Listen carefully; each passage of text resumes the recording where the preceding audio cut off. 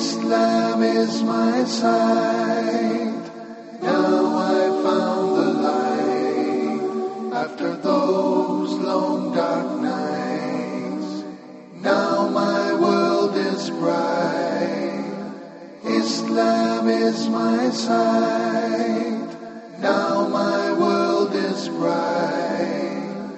Islam is my sight. To all our viewers around the world, Assalamu alaikum wa rahmatullahi wa barakatuh, and welcome to this week's edition of The Straight Path. I'm your host, Fuad Muhammad.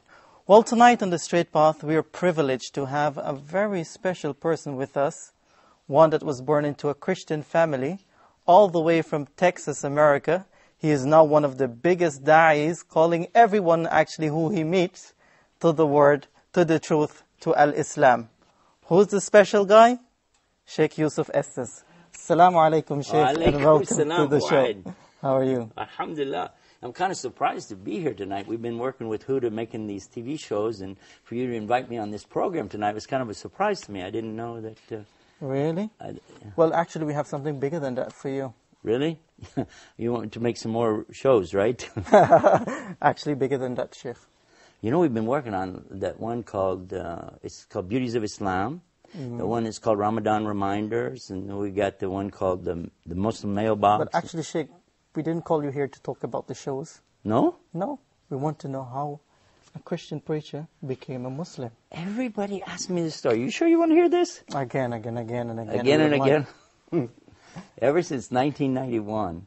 So many people ask me this. I decided to put up a website on the internet that tells the story. Yeah, in the story on there, it's actually true. It's so true. But even now, when I read it, I start crying because I remember how I used to be and how I am now, and I remember that man who helped me get to Islam. But I'm getting ahead of myself. If you want to know, I can tell you this story. It all started when my father told me that we're going to start doing business with a man who's from Egypt. Oh, really? I got excited. I said, okay, Egypt, that's the land of the pyramids and the Sphinx. You know, they call him Abu Hol. Yeah. And this is going to be like Nile River. And was that the Cleopatra? Yes. I said, I could just see business cards now with those pyramids on it, camels and all this kind of... And then my father, he says, and he's a Muslim. Muslim. I said, a what? He's Muslim? Oh, I was thinking... Oh, of all the things. I said, Dad, you know we can't do business with a Muslim? He said, why? I said, you know, because my father knew these TV evangelists. Maybe you heard of some of them, like Jimmy Swaggart and Jerry Falwell and all these different guys. And he knew them. And the things that they said about Islam, the way that they used to put down Muslims in the Quran, and the horrible things that were being said. And by the way, not true, but I didn't know that. So I'm saying to my father, you know, these guys are hijackers. They're kidnappers. They don't believe in God. They worship a black box in the desert. And they kiss the ground 5 times a day. So my daddy's saying, no, you got to meet this guy. He's really nice. We're going to do business with him. And I said, I'll meet him on one condition. He said, what is it? I said, we do it my way. He said, what's your way? I said, okay, I want to come from church. It's got to be on Sunday. And then what I'm going to do, I'm going to come to him. I'm going to stop and eat or nothing. Directly to him. And I will have my cross. I used to wear a cross on my belt loop. About that big. Okay? And I had a Bible that I carry under my arm all the time. And I have a cap on my head. And across the top of the cap it says, Jesus is Lord. And that's the way I want to meet this guy. Well, my dad said, okay, Sunday it is. Okay. We had a store in the mall in a place called Grand Prairie, Texas. And so in the store, we go to meet him on Sunday, you know. Now, I was ready for this guy, and I imagined, what's this guy going to look like? You know, he's going to be wearing one of those long white robes, and he's going to have a big outer garment thing, what they call a bisht over that, and he's going to have a turban on his head, and he's going to have an eyebrow that goes all the way across from one side to the other, a huge bushy beard that he'll have, and a big sword that he's going to be carrying. I think I was looking for somebody that's a cross between Attila the Hun and the Ayatollah Khomeini. I had no idea. So when my father took me in, I was nervous, you know. Here, I'm going to meet this guy. Oh, he's going to be a Muslim. Oh, boy. You know, but I'm going to hold the faith of Christianity high in front of this guy. We went in the door, you know. And my father said, here he is. I said, where's the guy, you know? And he brought him over, and I said, this? Because he wasn't wearing any clothes like I was thinking. He was wearing normal, everyday clothes, like you're wearing, you know. And he didn't have even a beard. And he didn't have any hair. Actually, he's bald-headed. Oh, really? And I said, this man is... And he had something Egyptians have. Not all people in the world have this thing. But Egyptians have something very special called ibtisam. Ibtisam. Well, you know what is ibtisam? Smiling. Smile. He has a big, beautiful smile. And I couldn't help but be caught by this smile. And when I shook hands with him, I said, this is a nice guy. I don't know why, I just felt like he's a nice guy, you know. Forgot everything about being Muslim. It just kind of went out the door just by meeting him. I like to mention this because I want Muslims to know that you need to get out, meet people more. Don't be so reserved. Don't be scared. Don't be afraid to be yourself. Yeah. Because when more people meet Muslims and know real Muslims, then they'll know that this baloney that's going on in the media is just that, a bunch of baloney. But anyway, I'll come back to the story because you asked me. Next thing, immediately after I meet him, hello, how are you? I said, do you believe in God? Just like that. He said, well, yes. I mean, God, though. Do you believe in God? He said, yes. I said, yeah, but the God of Adam. You know about Adam? Yes. Abraham. There's a funny story about this, but I'll tell you later about Abraham. There's something very key about this. Okay. He said, yes. I said, Moses. He said, yes. David, Solomon, yes. So you believe in all those? Oh, okay.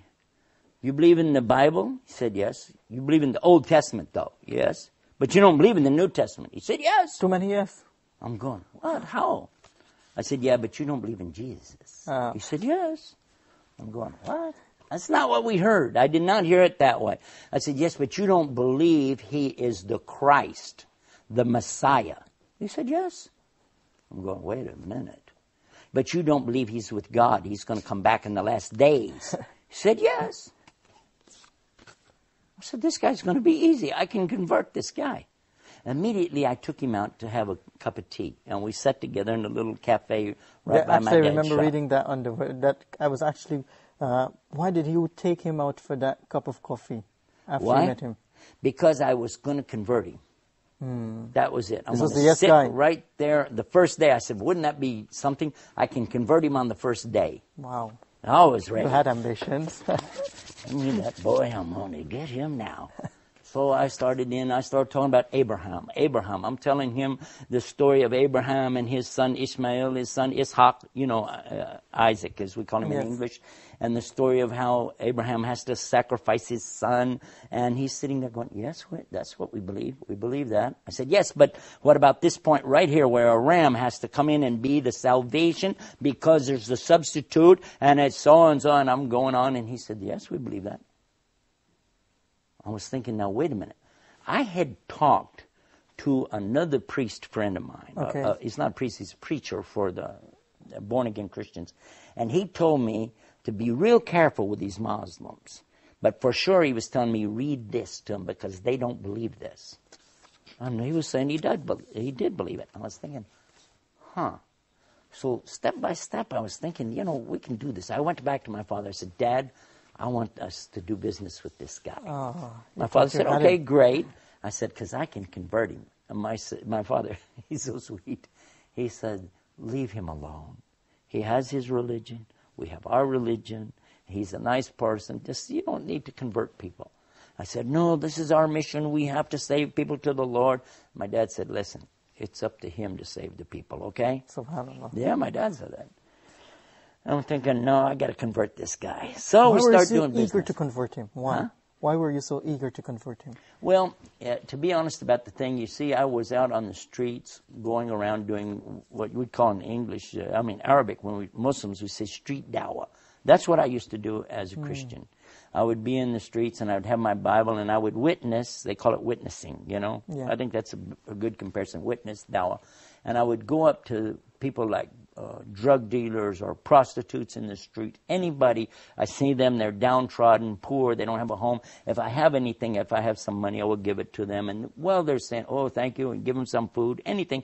And then at the same time, I start bringing them the message of the Bible.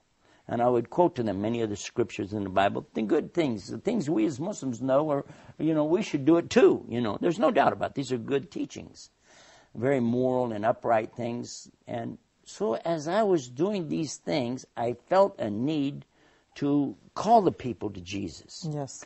And that's what I wanted to do with this man. And I was told these Muslims are very dangerous people. They don't believe like we believe, and they're, just stay away from them. And I've been warned in a number of times. By your friends? Yeah, by other preachers, actually. Preachers. Yeah. So then the next thing that happens, we start traveling together. This gentleman from Egypt, I can't remember the name of the city he's from, but anyway. So as we're traveling together, working together, I watched his character and I thought, wow. Every time it was time for him to do what he calls salah. Mm-hmm. Salah means like the connection between you and Allah. And it doesn't really mean prayer. It's bigger than that, but you know that. Anyway, so he would stop. Whatever we're doing, he'd say, excuse me for a few minutes. And I would watch him. And we're doing business. We're trying to do this. Here he goes. Walk over there and you'd see him. And bowing and putting his head on the ground. And in the moment he would put his head on the ground, I'd say, look at this. This is so unbelievable. A human being, a strong man, who's willing to humble himself to put his head in the dirt in front of his Lord.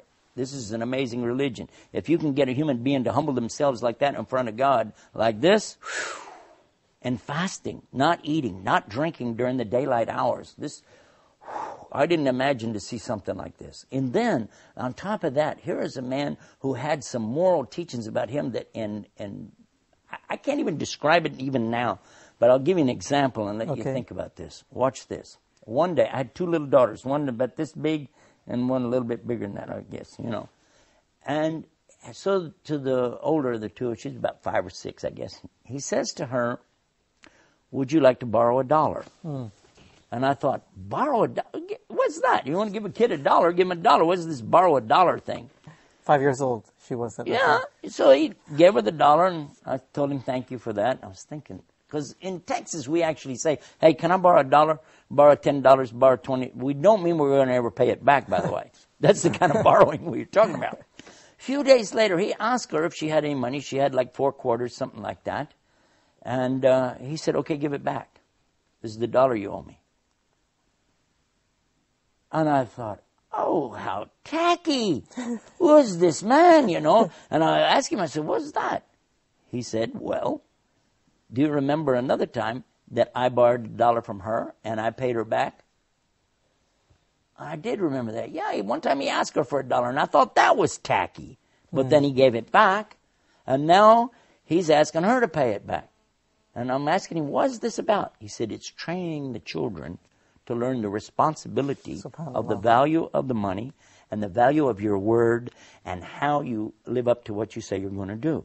He said, and it was less than 2 days, not because children's memory wouldn't last that long, but within 2 days, he did this. And I realized that this is a huge teaching in business. And he said, and another point is, it must never be more than the original amount. Because no riba in Islam. There's no usury, no interest. I thought, wow. I said, let me watch this guy a little bit more, Step by step, I watched his character. And then one time we would go to these flea markets and things like that, put out these tables with stuff. I get a lot of stuff that is outdated merchandise. The dates on it are so close, no store would sell it because it's going to expire. In the United States, it's a big deal, So if the date's going to expire within 2 or 3 days, nobody would want it, But you could sell it at the flea market. And it's what we had. So I have the table lined out with stuff. A lady came and she started to buy some things. And he reached under the table and was giving her things from under the table. I said, what are you doing? He said, I'm giving her this. I said, look, this has got 4 or 5 more days than this. Give her this stuff. He said, I can't do that. It's not my religion. I said, what? He said, this stuff here has only got 1 day left. Now, this stuff here has more days. I said, but that's why we put it up there. He said, that's not for me, okay? He said, you can do it. I don't want to do that. I said, okay, do whatever you want to do, He was an amazing man. And I kept thinking, if we get this guy in Christianity, we're going to make him a saint right away. Maybe even an angel. So you still wanted to convert him? Huh? you still wanted to convert him all Of the way. course. What part of the story are you missing here? Hello? That's my goal. I haven't thought about anything else. So then another strange thing happened. My friend, the other preacher, he used to carry this big cross. He would bolt it together. It was about 14 foot long. And he would carry that big cross and walk down the street. And when the reporters, journalists, TV people would come out and ask him questions, and he'd be telling them about the Lord, and he'd give out these pamphlets he had and collect donations. And this was really funny because he had a heart attack. Now, it's not funny to have a heart attack, but it's what happened next. I would go visit him every day in the hospital. And while I was in the hospital with him, another man was in the room with him in a wheelchair. So I go over to this other gentleman and I start witnessing to him. And I've got a Bible under my arm and I got my cross with me. I got my hat. Jesus is Lord. And I'm telling this other man in the wheelchair about Jesus loves you, about the Bible. And I asked him, where are you from? He said, I'm from Venus. I'm going, Venus? Venus, Texas? He said, no, the planet. I'm going, oh, he's crazy. I thought this was a cardiac ward. Maybe it's the nut ward, you know. It turns out, though, that he had been very depressed. And this heart attack had really hurt him, you know. And not just physically, but, you know, mentally and things, because he couldn't do what he wanted to do in life. Sheikh, can you stick a point there? We just want someone to meet you, actually. Can you please come? Assalamu alaikum. Wa alaikum Sheikh salam. Yusuf. Assalamu alaikum. Wa alaikum salam. This is How are you? Mr. Ahmed Fahmi, or Yeah. regional Wanted to director. greet You're you. the, yeah, you're the Channel. regional manager for How are the you? Huda TV. Nice having you with us, man. By the way, I got you a surprise. Yeah?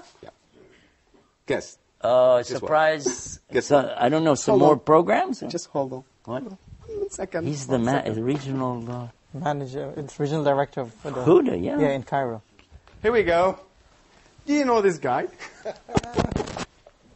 Muhammad? السلام عليكم ورحمة الله حبيبي شيخ يوسف. What? How are you? Oh my gosh. Unbelievable. How are you, brother? I can't believe it. It's a long time. يا أخي.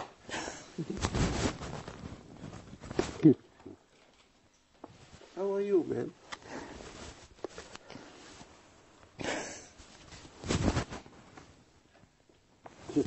This is the guy I'm talking about. I know. Okay. Surprise, huh? Take your When did you seat guys do this? so he can join the show. Is this a real show? Are we already on TV? Yes, we are. Sheikh Yusuf, just I got to go. بسم الله الرحمن But الرحيم. continue the Jazakallah show. khairan, Mr. Ahmed Fahmi. Would you like to tell the viewers who this guy really is? Have a seat. It's been a long time. How are you? Alhamdulillah. How about you? I'm talking about you. I'm sitting here. You know that. It's been here. Have the you been time. here listening to this? I've been just trying to make a surprise for you. I know you were here I'm surprised. in Egypt. I'm surprised. For sure. Alhamdulillah.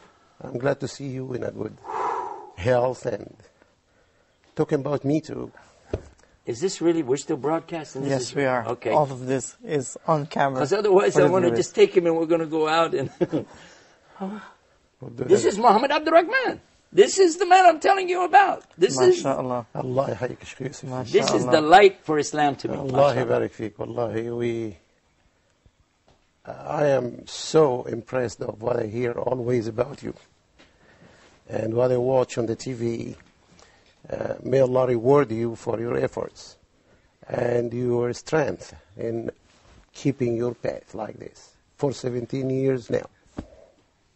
Every time I tell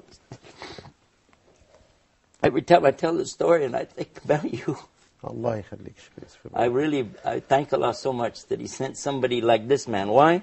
I don't want to talk about you in front of your face. This is embarrassing. No, I hear. But this man, if Allah would have sent anybody else, I would not have listened to them. Subhanallah. No, Why? it's okay. Why? Because you remember I was just telling about the priest and the one in the wheelchair. I was just telling you this story. This man was in a wheelchair, and it turned out he was a Catholic priest. Okay. So when I was witnessing to him, he said, okay, I want to confess something to you. And I said, don't confess to me, I'm not a priest. I'm not even a Catholic. He said, I know that. I am a Catholic, I am a priest. Okay. And I was shocked. You remember? Yeah, I remember. Father Peter Jacobs. Peter Jacobs, yeah. I remember him very well, yeah. When he got out of the hospital, I asked him to come and live in the house with us. And in the meantime, we brought Muhammad to live in the house with us. We had a big house out in the country. Okay. We called it the Little ranch. Okay. Yeah. And this You time you remember were the new in ranch? America. Midlothian, huh? This time you were new in America. Yeah, less than 1 year. Less than 1 year. Yeah. Sometimes he would say words, I didn't have a clue what he was saying, but he'd be smiling, I'd be going, yeah, I guess. You know, he was still getting his English together. Oh, my God. You're Texan. Oh, and then what happened? Yeah, I was so, I don't know if I can remember what we're doing even here now. This is shocking me. Okay, you met the guy in the hospital. Oh, yeah. He said he's from Venus. Yeah, well, that's what happened. After I found out he was a Catholic priest, I realized that, you know, he didn't like me coming and preaching to him as a Protestant Christian, you know. Anyway, when he came to live with us, I was telling him about this guy is a Muslim living with us. Let's convert him. He's telling me, actually, as a Catholic priest, we had to study Islam. I know about Islam. I said, you do? He said, yes, it's a very important religion, and it has this and this. He's known the 5 points of Islam, you know, the pillars. Yes. Believing in Allah and His Messenger and performing the salah, the prayers, fasting Ramadan and paying zakat, the charity, and also making pilgrimage. He knew all about these things. So then we would sit around the table at night. Now here's what we do. Clear off the table after the food. And then nonchalantly, let's just discuss the Bible in front of our Muslim friend. So I bring out what? The Revised Standard Version of the Bible. My father brings out the King James Version of the Bible. A different version. My wife had, she had the Jimmy Swaggart's Good News Right. for Modern Man. Sure. And then the Catholic priest has a totally different Bible. Because these books are all 66 books each, okay? But the Catholic version, which is much older, in fact, the Christian Protestant Bible comes from the Catholic Bible. But the Catholic Bible has 73 books. What happened to the other 7 books? Nobody knows. Anyway, here we are. We're talking about which book. No, my book. No. And my book says in it that the Malik James, the King James Version, is having grave defects. It needs to be retranslated. And my father's saying, no, this one, no, that one, so and so. And finally, I'm embarrassed because we're arguing in front of him. I said, okay, but just change the subject. How many versions of that Koran thing do you have? Yeah. Okay. Let's take the answer from him after we take this short break. Stay tuned, viewers, as we speak to Sheikh Yusuf Estes and the person who gave him Shahada, Brother Muhammad Abdul Rahman, after the break. Stay tuned. My world is bright. Islam is my sight. Oh, my world is bright. Islam is my sight. Assalamu alaikum wa rahmatullahi wa barakatuh, and welcome back to The Straight Path. We're talking to Sheikh Yusuf Estes and his journey to the straight path, along with the brother who gave him Shahada, Brother Muhammad Abdul Rahman. Alhamdulillah. Welcome again to the show, Sheikh. Marhaba, Sheikh Yusuf. So we were talking about 5 of you on Brother Muhammad. Yeah, I think probably we should let the people know. This is live, yeah? Of course. So you have call-ins, right? Yep. Okay, we should probably let the people know then that we're going to hold up any calls Okay. until after we complete this story. I think it's better. What do you think? Of course. I'm not trying to tell you how to run the show, but it just, you know.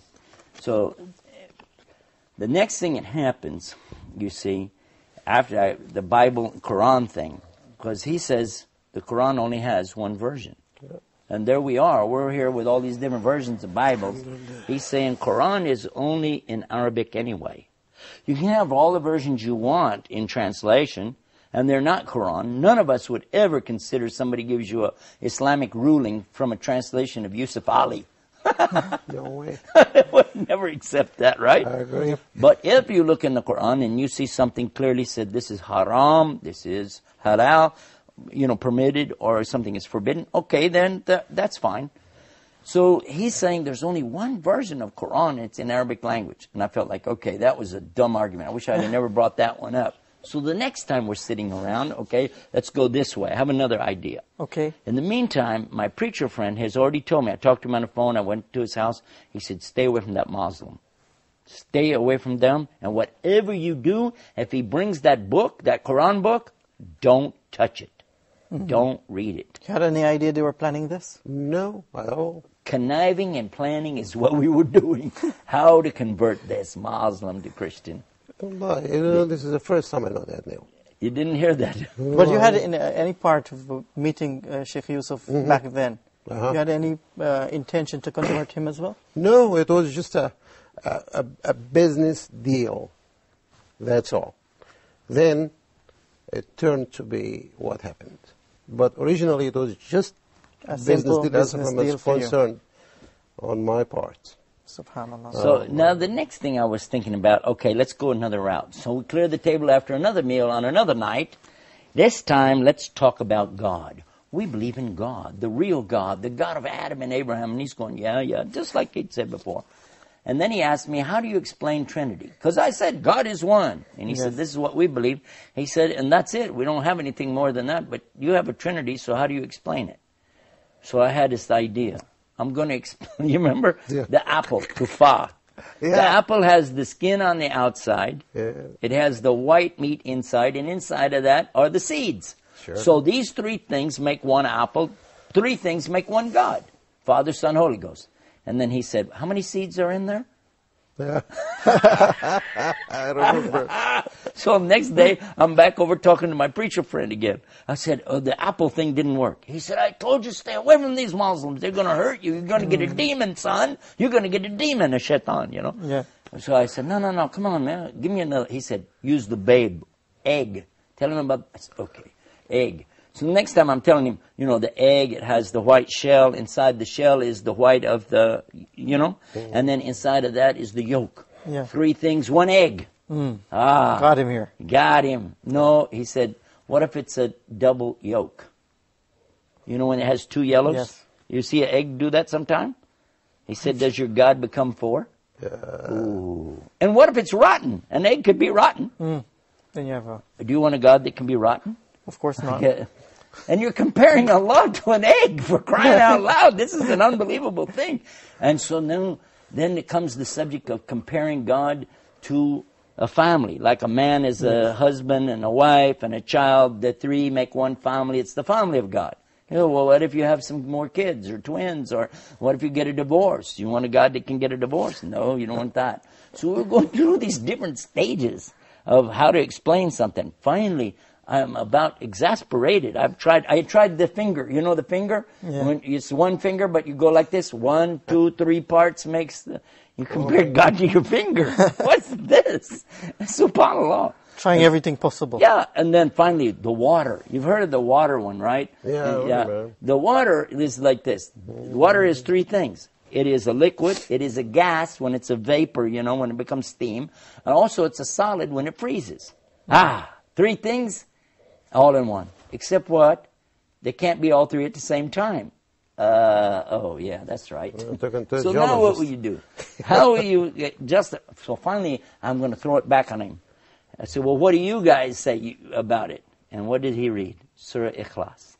أعوذ بالله من الشيطان الرجيم بسم الله الرحمن الرحيم قل هو الله أحد الله الصمد لم يلد ولم يولد ولم يكن له كفوا أحد. Now, the meaning, when he explained the meaning, this is what got me. But while he was saying it, we were in the car. Yes, I remember. And you were reciting, and I told you, stop, read it again, say it again. You said, why? You don't know the Arabic. I said, no, something, it's beautiful. I don't know what you said. He started crying, no Arabic. I remember that. Many times I saw other people like me who they hear the Arabic in the Quran. They don't know Arabic, but they start to cry because it's Allah's speech. And when the heart is real and sincere, it recognizes Allah's speech. Subhanallah. It does. The heart does, yeah. It's not a joke. Now, if somebody's a non-believer, won't believe that anyway, so who cares? But if somebody believes, they will recognize this Quran, this speech of Allah.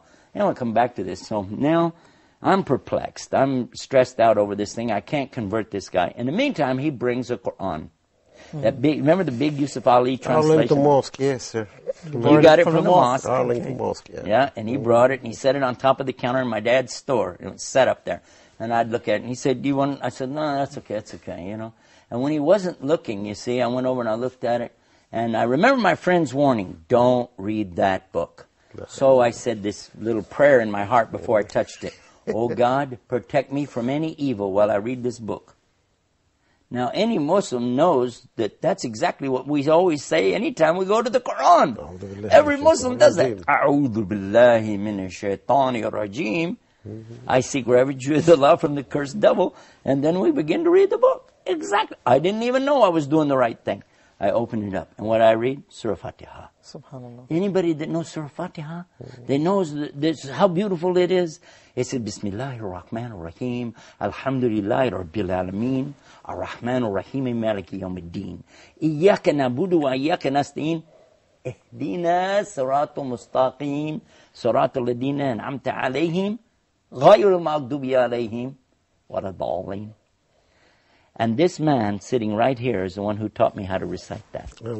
I remember the first day. I remember the first day when you said, would you like to learn how to do this? And you were teaching us Bismi, Bismi, Bismi. And we were saying Bazmi? No, Bismi. Yeah. Bozmi? Yeah. No, Bismi, Bismi, Bismillah, Bismiwa, Bismillah, Bismillah. And finally we got Bismillahir Rahmanir Rahim. I said, wow, that's good. He said, no, that's just the first part. Yeah. But it said Bismillahir Rahmanir Rahim. Yeah. Alhamdulillah Rabbil Alameen. It took us like 2 days to get that. Wow. Yeah, I remember that. But we were so excited hundreds of times until in Arabic, and he's it takes, you know.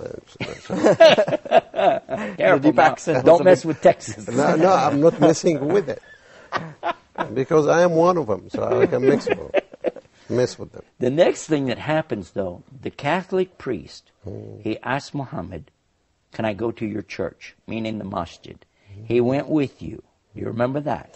Yep. And they were having all this business going on, and so-and-so in the mosque at that time.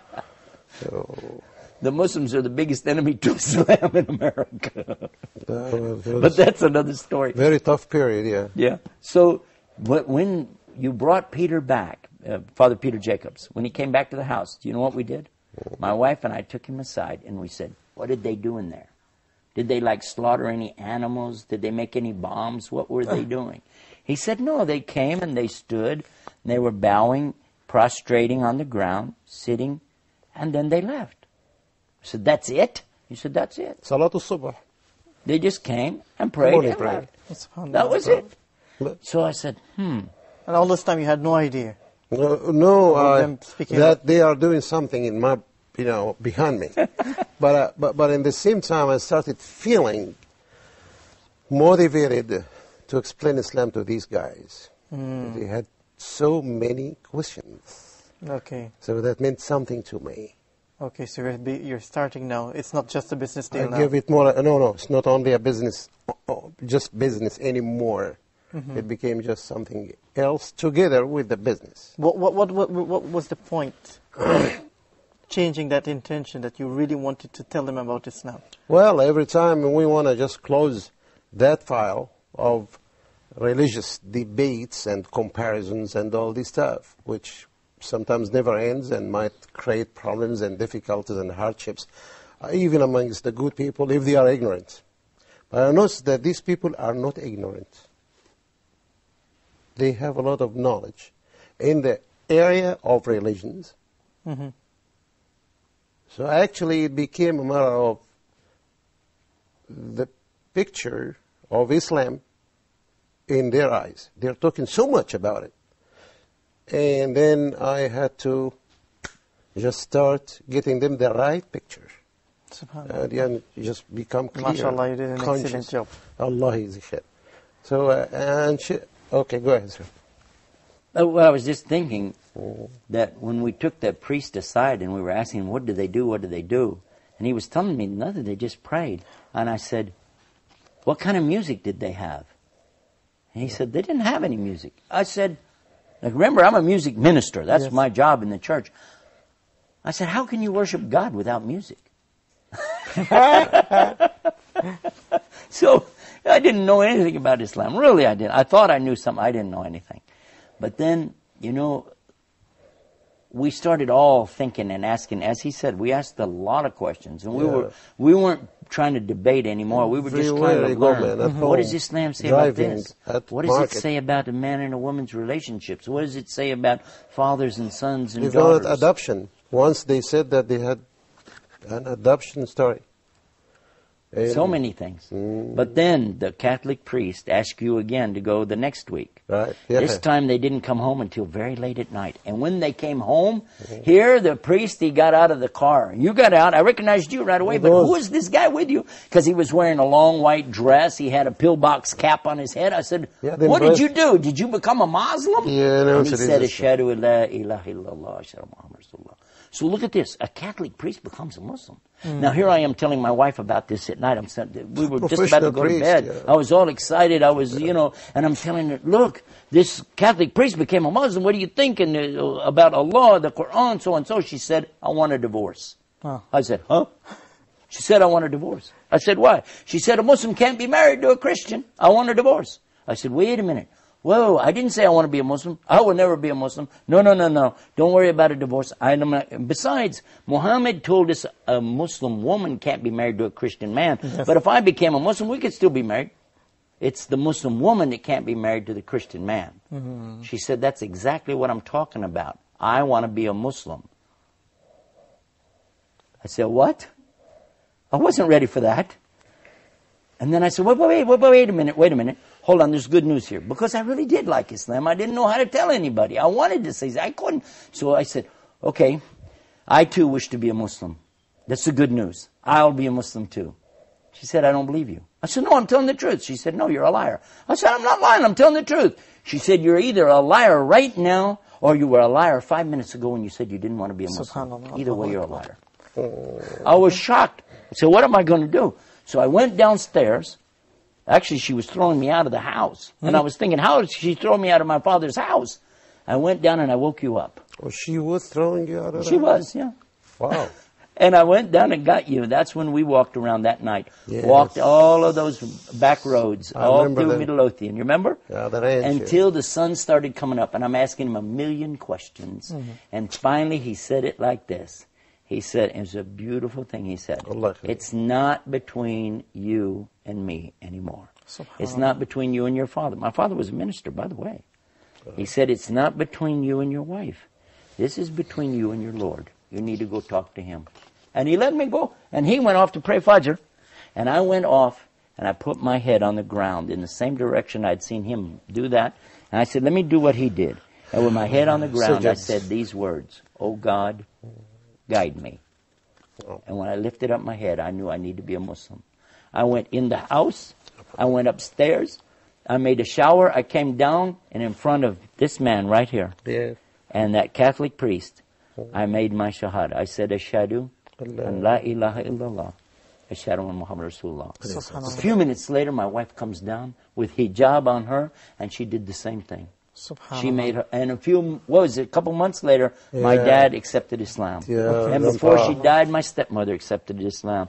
And my children grew up as Muslims. So this one man right here, wallah, may Allah accept it from me. Allah accept from me. Okay, I have a question for you, brother. Responsible for all of us. Actually, the telephone was going crazy, so we have to take some calls now. We have Brother Mahmoud from Egypt. Assalamu alaikum, Brother Mahmoud. Go ahead. وعليكم السلام ورحمة الله وبركاته. وعليكم السلام. All Sheikh Yusuf, Sheikh Muhammad, جزاكم الله خير. أهلا وسهلا. I'll be quick as possible to let people the chance. I want something that I want your opinion about. I have someone who is Catholic from Memphis, USA. I just had a small story with him. He just asked me once on the internet. He asked me if I'm a Muslim, and I said yes. He asked me a strange question. He asked, when you take over the world, can I still be Christian and pay jizya? And I told him, why do you say that? Because he said, because I know this is the fastest growing religion, and you all going to take over the world. So I keep back with this guy, and I showed him few material. in your website about Islam being the same message Jesus had, and he finally admitted that Jesus is the prophet and that Allah is one, alhamdulillah. But when I talk to him about Islam, he hesitates and say that he needs more time. And it's over a month now. I don't know what next step to do with him. And so if you may give... Okay, got the point, Brother Mahmoud. That was Brother Mahmoud from Egypt. Just before we take his question, when he and his wife took Shahada in front of you, what was that feeling like?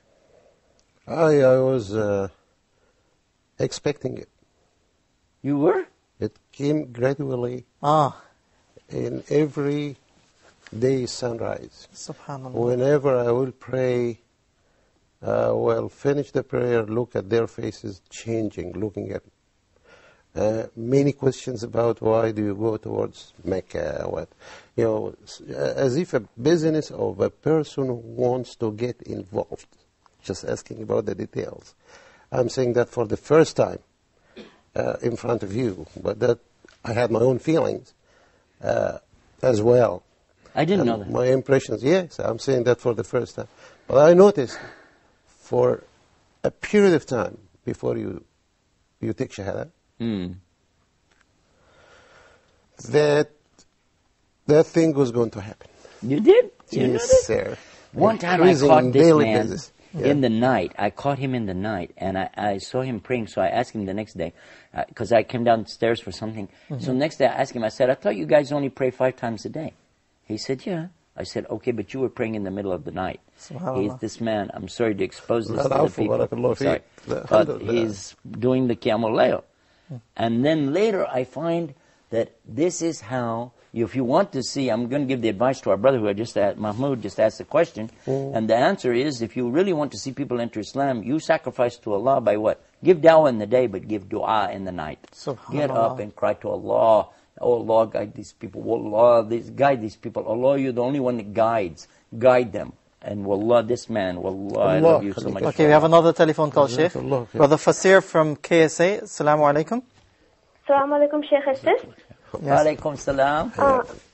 Sheikh, from the time you have become a Muslim and till now, you have been doing dawah and converting people to Islam. So I want to know, how do you change the radical image of Islam that the Americans have in their mind? Can you please clarify that for me?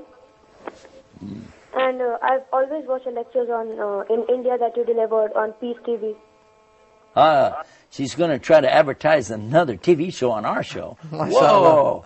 Huda TV, Peace TV. Okay, good news is, by the way, we all love each other and we're all working for the same God. Alhamdulillah. Yeah, so she was asking, how do you see the Muslims in America? Well, I think it's only fair to finish Mahmoud's answer about the Catholic person who's with him. First of all, you said he's been for a month. This man was patient with me for more than 3 months. But look at the reward he gets. He gets the whole entire family and all of us giving dawah. Who knows how many thousands of people entered Islam and all waiting for you on the Day of Judgment. So, alhamdulillah. I think we have another telephone call. Go ahead. Yes. Yes, assalamu alaikum. Wa alaikum salam. Yes, I'd like to add some points here. Go ahead.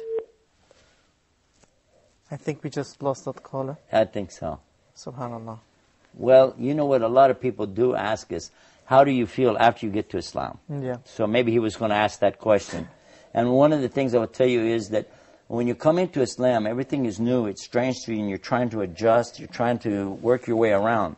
That's another thing that Muhammad was aware of, and he was trying to help us adjust slowly, take it step by step, and learn as I was saying, he was teaching us slowly how to say the Fatiha, slowly about hijab, slowly about things. Take it as you can. And he never told us you have to do this, you can't do that.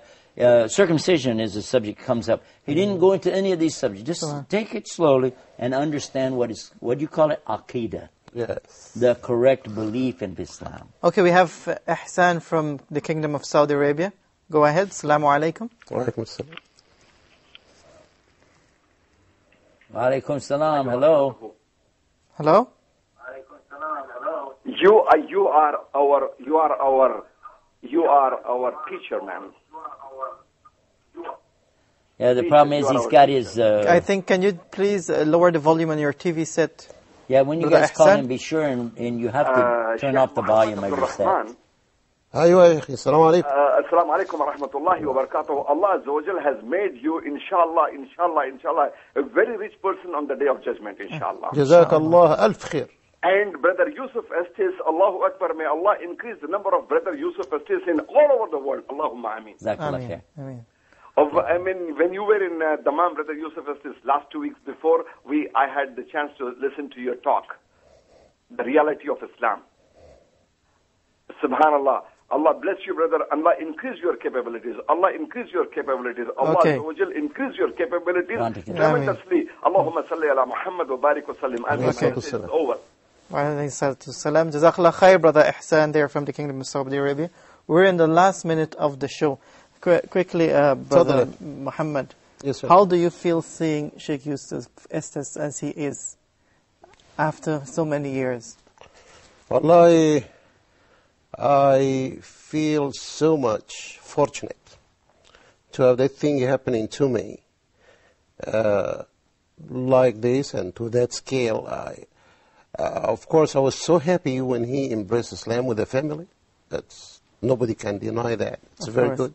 But what I never expected that he would go through all this boom in dawah.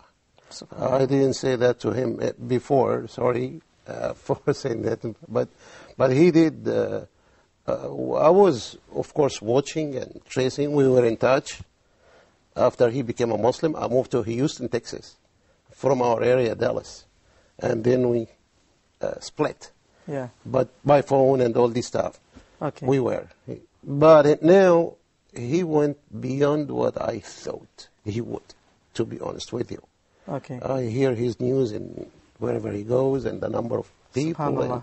So I see him like a rizq for me. SubhanAllah. My director is telling me that I'm out of time. Sheikh Yusuf Estes, Jazakallah khair for being with us. Maybe we'll do some more show for you. Of course, inshallah. Maybe next week. Okay, I'll tell you what. Let's do that.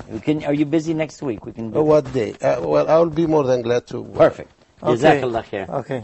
Thank you very much, Sheikh Yusuf Estes. Shukran. Thank you very much, Brother Abdurrahman. For the viewers, that is Straight Path for this week. Thank you very much. Hope you enjoyed the show. Until next time, Assalamu alaikum wa rahmatullahi wa barakatuh.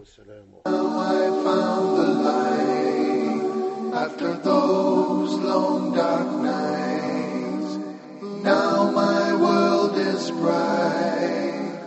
Islam is my sight.